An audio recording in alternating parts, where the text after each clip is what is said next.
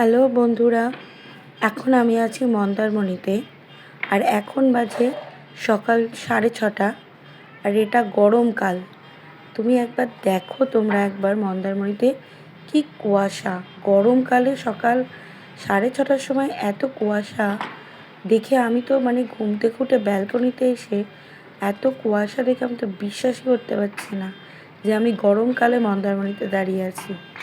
দেখে মনে হচ্ছে না পুরো শীতকাল।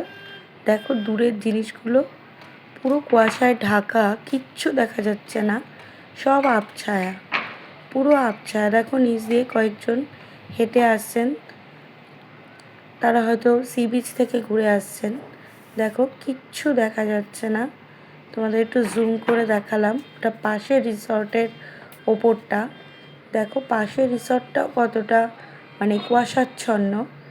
আমি তো দেখে বিশ্বাস করতে পারছি না যে গরমকালেও এরকম কুয়াশা পড়তে পারে। দেখে মনে হচ্ছে পুরো শীতকাল। ভোর 6:30টার সময় এই রকম অবস্থা মন্দারমণিতে।